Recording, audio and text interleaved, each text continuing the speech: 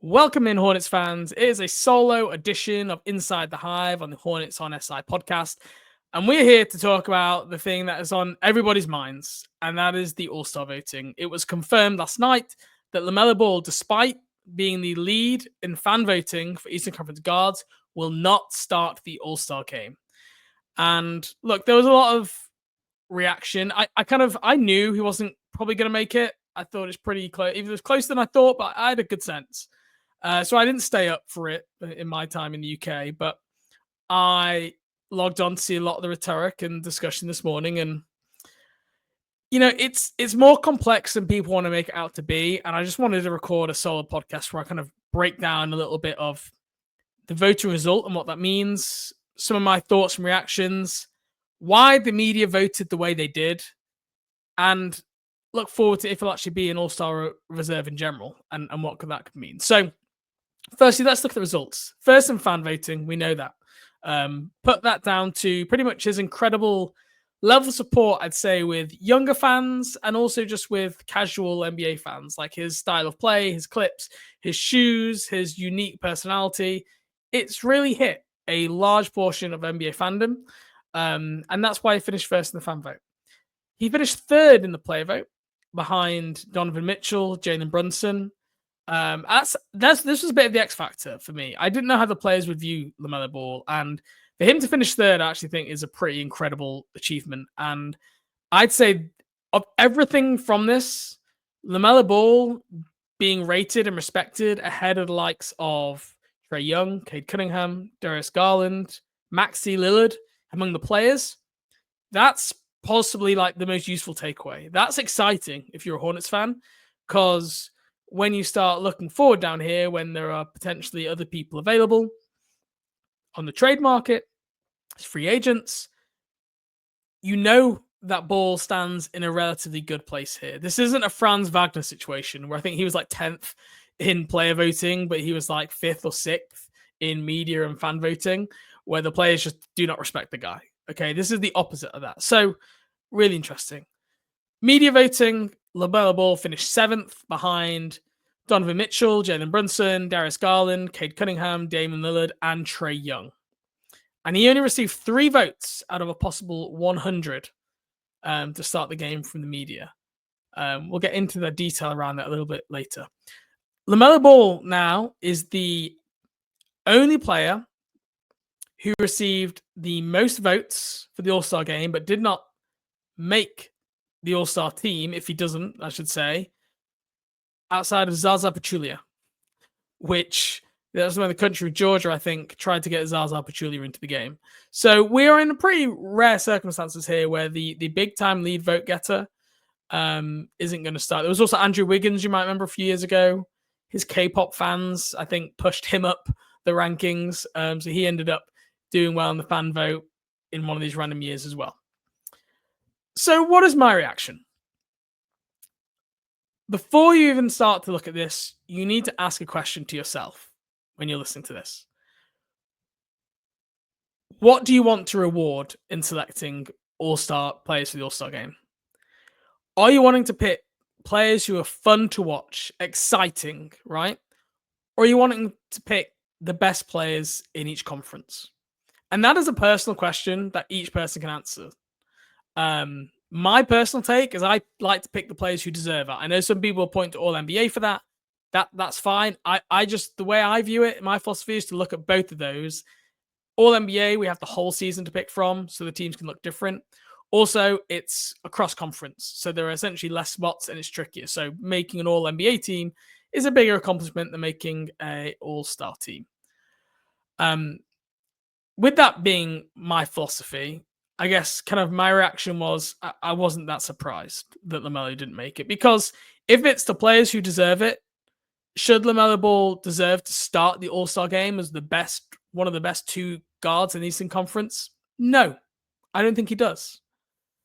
So while it'd be very easy for me to sit here and say, it's an outrage, what a joke, I just don't think that's a helpful discussion. And I'll say this, fans are fickle.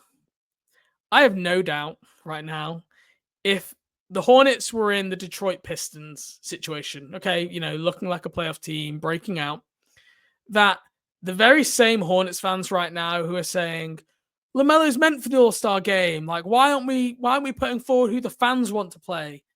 Those exact same fans would be flipping their argument and going, no, we should be rewarding winning. The Hornets, they're in the playoff hunt. LaMelo, he's helped his team break out. Cade Cunningham, no, he's not the who cares if he's the fan favorite? Who cares about his points per game? He's on a crap team.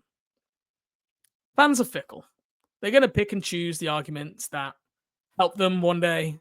They'll drop them the next. So I just, a lot of the rhetoric, I kind of just think like, be honest to yourself. Is that what you really think? Or are you looking at it that way because you wanted LaMelo Ball to be an all-star? The other reaction I saw was like, screw the media. Why do the media hate LaMelo Ball? And look, I'm going to get onto a little bit later about why I think the media voted that way. And there's some stuff there. But from my perspective, the media's job is to not pick the fun players. Okay, it's to pick the players that they think are best and contribute most to winning, because that's their role, right? The fans have 50% of the vote. You can pick whatever you want to pick on. The players have 25% of the vote. They probably pick on like the guys they respect the most, and they play against these guys. They play with these guys. That really means something. But we also know like the players. Someone voted for KJ Simpson and Vasilicic on the players' vote, right? Like, the players, some of them take it seriously, some of them don't. But it still does mean something him finishing third. The media's role in this like piece of pie of all-starter voting is to kind of not do the funny, I'm going to vote for KJ Simpson, not do that, I'm going to vote this guy because I like his haircut. Their job is to vote for who they think are the best players from what they see across the league. And you need each of those aspects of voting to interact with each other to give you the all-star starters. And at times, like, there's going to be certain players that fall foul either side. It's not their job to pick the fun players. That's not the media's job. Don't ask them to do that. That's not what they've been given a vote for. That's for the fans. I also saw a lot of people getting upset and angry, like calling out voting and things like that. And I understand that if you're a fan, absolutely. But I saw like some official Hornets media people, some Hornets staff, classing this thing as a joke, as a disgrace. And I think that's the wrong tone. I think that's a little bit lowbrow. I think you're just piling on something that's easy to pile onto. And for me, it's not objective for the reasons I've already explained. So, as we discussed, the media did not vote for LaMelo Ball positively at all. He got 3 votes out of 100. Why didn't he get more media votes? Well, firstly, look at LaMelo Ball's interactions with media. Cold, disengaged, doesn't help, and not just his like tone and personality, but doesn't help himself. Like he's been playing a lot better recently, like passing the ball more, shooting a little bit less. Like I think he's had a much better balanced game. And someone asked him in a post game the other day, like, you seem to have been trusting. Charles Lee said you've been trusting your teammates more. You've been getting more people involved. You've had 9 assists in that last X number of games. What do you put that down to? And that's a great opportunity for LaMelo to say, I had a chat with the coaches, and I think it's better for the team if we get more people involved. I'm making more concerted effort to try and find shooters in the corner. He could have given some answer about that, where he kind of like shows maturity and progress, and that's what media like. Okay, they like someone who has self-awareness and who is kind of almost telling you, "Hey, I'm making progress here." But LaMelo doesn't do that. He just goes, "Nah, it's just trusting my teammates. It's just playing basketball." And I think some media just get confused by it.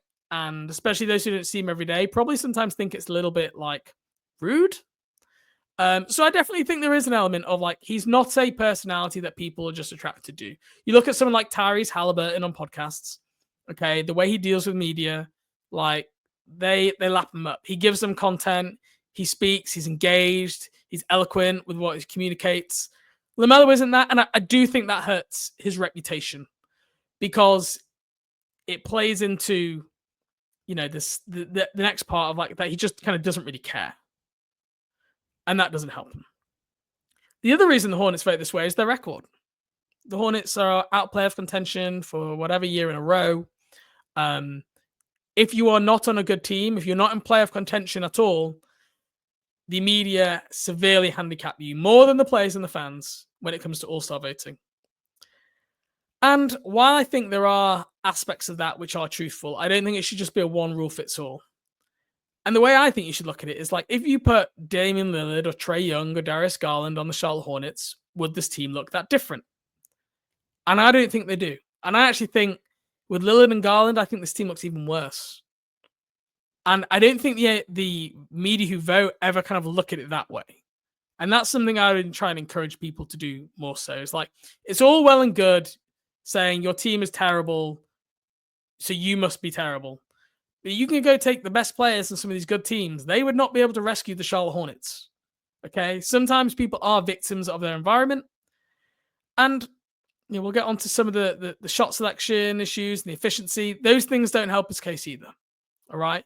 He's inefficient and the Hornets are bad. And, they're one of the worst offenses in the league while he's got the highest usage in the league. It's not a great look. And I can understand as someone being objective, you're looking at that and going, how can I reward somebody who's getting a lot of offensive possessions, but the offense absolutely sucks and the team's terrible? But what that misses the nuance is that, okay, we can put LaMelo Ball's usage down, and I do think it should come down a little bit, but it still should be pretty high because the rest of the talent on this roster, considering the injuries they've had this year, hasn't been that high. And he's not lucky enough to be like, on the Cavaliers with Mobley, Allen, Mitchell, like Darius Garland has.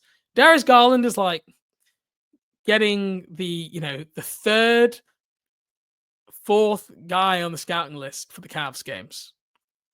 And he's surrounded by players who are creating advantages for themselves and others. And LaMelo Ball is just not in the same way.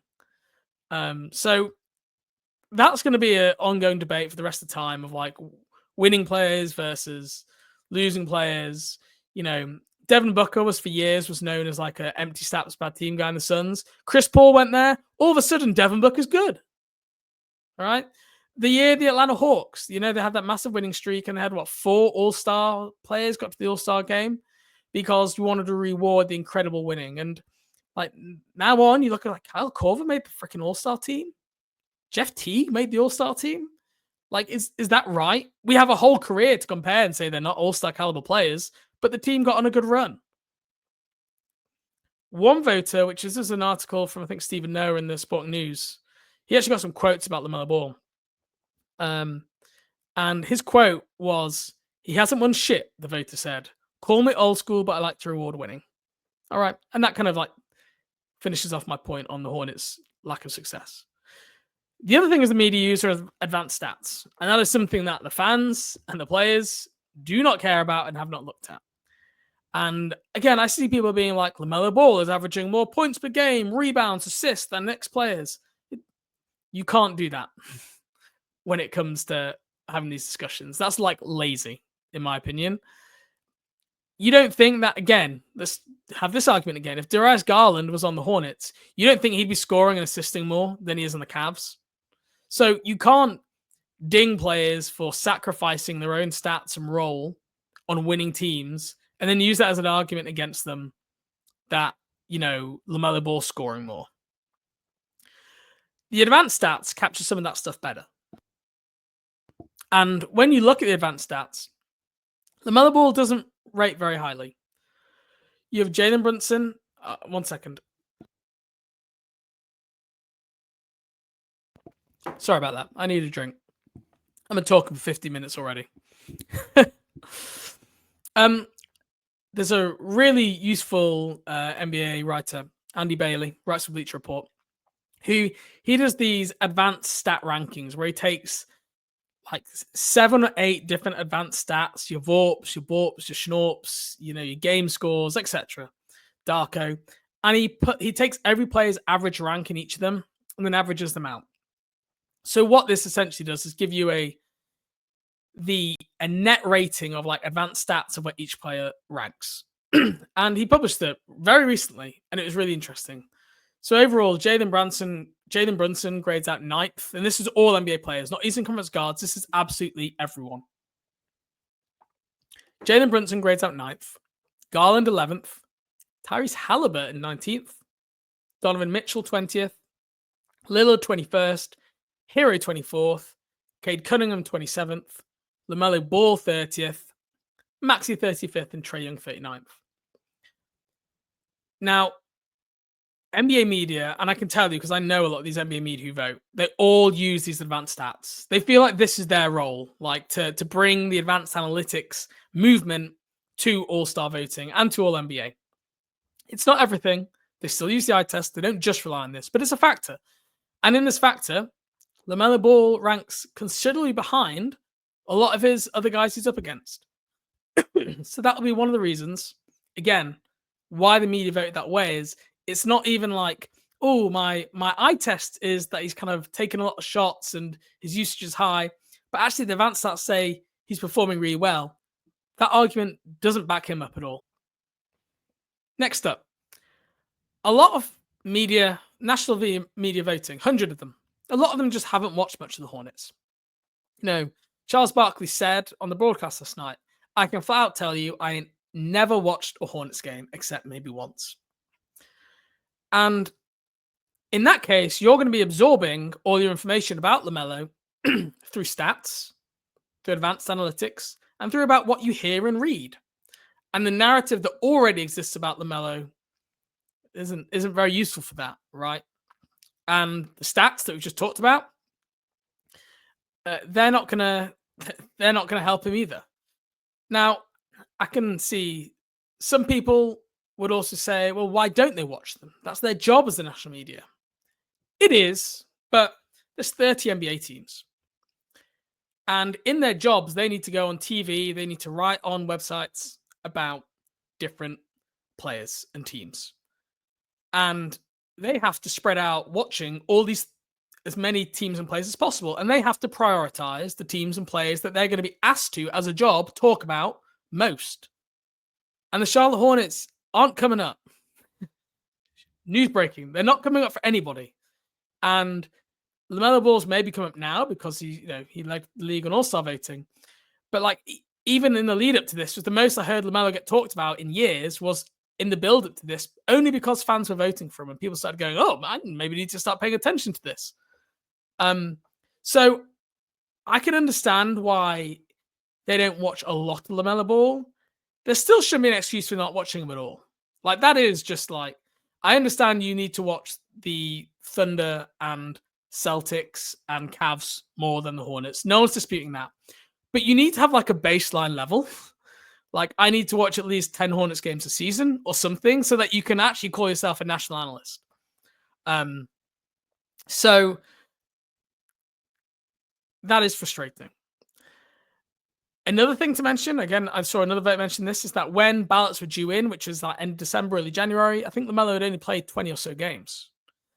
So because he had the injury, that's another thing that worked against him. Again, when you're talking about tiebreakers between some of these players, and, you know, Lillard, Young, Garland, Ball, Halliburton, Maxey, Hero, there are all like close-ish. Like, you could make arguments for all of them individually. You could pick certain things out and make arguments. These are little tiebreakers, and that's another one that LaMelo loses, right? He didn't play, and I'm sure some of those guys will have probably missed even more time than LaMelo Ball. But what really annoys me is when people say, well, with LaMelo Ball on the court, they're 10 and 19 this year, and they're 1 and 10 without him. Over the last 3 years, they've won 39% of the games with LaMelo Ball, and they've won 25% of the games without LaMelo Ball. Like, he is a difference maker on the court, and I just don't see like people watch that enough to understand. They don't watch the Hornets when he's not playing to understand how much worse they are and how much of a positive impact that he can have. Another quote, I won't say the media member, but I saw him say this directly on the record. Okay, I'll say it. I think it was Kurt, Pro Basketball News and NSBC, Kurt someone or other. LaMelo Ball is entertaining, but he's an old school, inefficient gunner. A volume scorer that's not an all-star starter in my book. He didn't get my vote. Inefficient gunner. It's kind of hard to argue with that. Like, that's what he has been. Why is he an inefficient gunner, though? You have to look at the team context, right? It's not, you can't just say he's an inefficient gunner. Like, we've never seen him play on a better team. He's a volume scorer. Okay, yeah, he is, but he's also an incredible passer, great rebounder for the guard, has some really good off-ball defense as well. I think that's a little bit basic, but I don't disagree with him not being a starter in his eyes. So, will LaMelo Ball be an all-star in general? Will he make it to be reserve? Reserves are picked by the coaches, who all have votes. And look, I think it's going to be close. I would lean yes, because, and there's a few reasons. One, there's always the chance of an injury replacement. And if someone gets injured, and Adam Silver, as the commissioner, gets to choose as the injury replacement, he will pick LaMelo Ball as the first guy in the East, because he wants to give the fans what they want, and he's a great brand to have in the All-Star game. And he's perfectly well suited for the All-Star game in the style and play and all those things. Okay. You know, LaMelo's going to be, if there is any world has an injury, Adam Silver's picking him. So that's one reason I say he will be. Two, the coaches don't really care about the All-Star reserve voting. Like, some will care more than others, but like, I think some of them will actually be influenced by the noise and support from the fans and players, and kind of like use that as a tiebreaker. Like, when they're sitting there looking at these players, they might go, look, I don't know how to split. How do I compare Damian Lillard's situation to LaMelo Ball's situation? Like, in completely two different contexts. I don't know how to do that, but like, I know that the players and the fans really wanted him, and that LaMelo was unlucky to miss out on being a starter. And hey, maybe the coaches hate the media too, so they screw the media by voting for LaMelo Ball. I could see that having some influence on some coaches, helping act as a little tiebreaker there. Other options to be reserved. Look, there's probably going to be at least 2 or 3 Cavaliers, so I think you can probably count Mobley and Garland to make the team. Cade Cunningham will make it no-brainer. Damian Lillard will make it no-brainer. You know, the team are playing better now, and they won the in-season tournament. I know some people don't care about that, but I still think it means something. The Celtics will have a second guy, Jaylen Brown. I think that's kind of where you get your no-brainers are done. So that's Mobley, Garland, Cunningham, Lillard, Brown. That's 5. There's 2 spots left. And I think that could be a Jalen Johnson spot, a LaMelo Ball spot. Tyler Hero has been playing better. You know, the Pacers haven't got a guy. This is how the media like to work. Where, the Pacers are pretty good, but there's no all-star. So let's pick Halliburton or Siakam and let's put them in there. Like, sometimes that's how coaches and media vote as well. So I think he's got a chance. Is one of those last couple of spots in. I think, look, the Paolo Banchero and Franz Wagner injuries definitely helped his campaign, because otherwise, I'm telling you right now, LaMelo Ball will be on the outside looking in if it was not for those injuries. So I would say the chances of being an all-star, I'm going to go 60%, 65%. I'm going to go 65%. I lean more yes than no, but it wouldn't be a complete shock if he wasn't. How does this impact LaMelo Ball if he wasn't an all-star? Well, there's 2 ways I kind of that jumped straight to my mind. One, I would definitely bet the maybe the over on the points per game prop bet for the first game after it's announced. You might get a little bit of LaMelo Ball revenge tour. I hope he channels that in positive ways if that happens, like, you know, listening to maybe some of the critiques and criticisms around his inefficiencies and focusing on those, rather than just saying, I'm going to go out and score 50 and show you guys. Because as I've said many times in this podcast, I do think there has been some questionable shot decisions at times throughout the year. Although it has been better, definitely the last 5 games or so, I've noticed a particular difference.